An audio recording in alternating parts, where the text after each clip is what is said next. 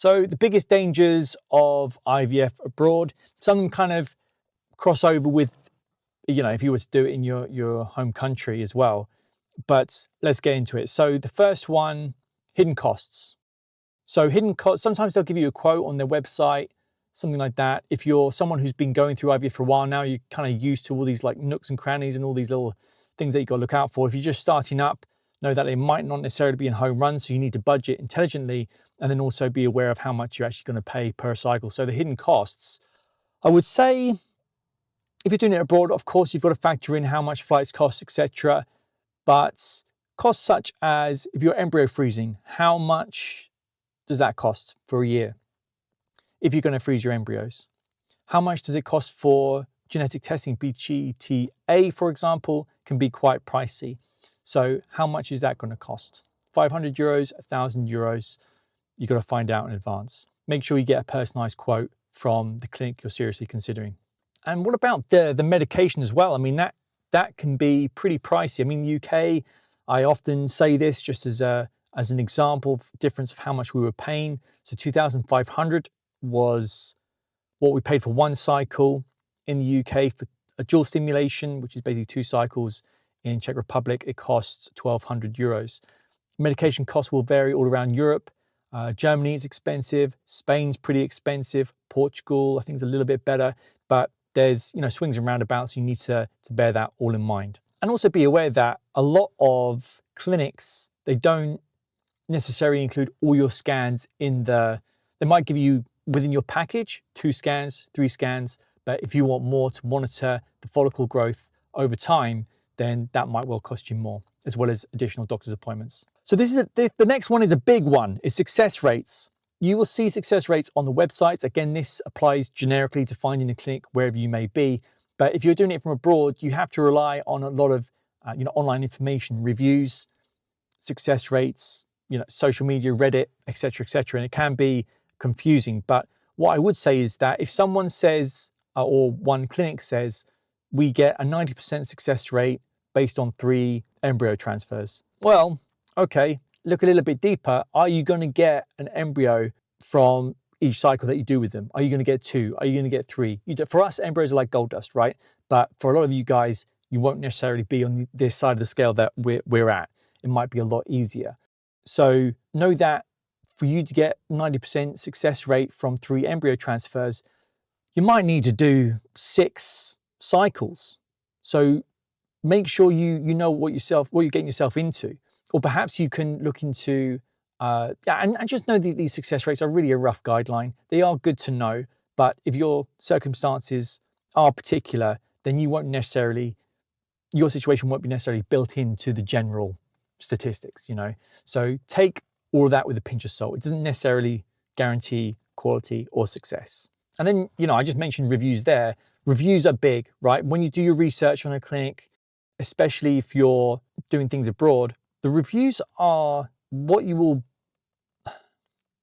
it's tricky because they're communicating 2 things. Overall experience with the clinics. So that's going to be your communication, the admin, the journey of it. And then also the doctors, looking at how good they were to work with. How well was their bedside manner? How well they communicated things? Were they more of a collaborative doctor where you could introduce your own ideas? Or were they an authoritarian doctor where they were just telling you what to do and that's what people writing the review liked? So there's more nuance to finding a clinic that suits your style of being, but the reviews can be misleading. And of course you want to get as many 5 stars on there, but you also need to review the 1, 2, 3 stars. Why is it a reoccurring problem? Why are they leaving such low reviews? Or are they malicious reviews? Is there just one person spamming one over and over again? Because I have come across that before. It's quite unfair. So it's worth bearing that in mind. If it's consistently a communication issue with your administrator, then the communication isn't being good. If they name a doctor, we've seen that before as well, over and over again, then you don't want that doctor. Another danger is highly aggressive protocols. You might not need that much. So that means you don't have to pay for so much, and your wife's body might not respond that well to very aggressive protocols. and or indeed if you're the lady, you know, looking at this video, it might not suit your body. And then also, do you really need, is it allowing you to sleep? Is it allowing you to actually be well across this journey? You know, because your sleep is like a golden metric, one of the most important things that your body does. And if you disrupt that for, my wife had a month of like 2 or 3 hours sleep on one protocol, and we just stopped the whole thing because her air quality was going to be rubbish with no sleep. So, and not to mention her mental state. I mean, can you imagine 2 to 3 hours sleep for a month? It's horrific. And it really affected her and affected our relationship just because, well, anyone sleep deprived, if you've ever been sleep deprived, you'll know. You're not a happy bunny. So yeah, that's something I would 100% make sure you're comfortable with, the protocol, how it's affecting the woman's body, etc. And then lastly, you've got the legality and the consent. So are you happy with the fact that, you know, if you get a divorce, both those embryos can be used? Does it require mutual consent? That's usually pretty typical. Do you want your embryos to be used no matter what the circumstances?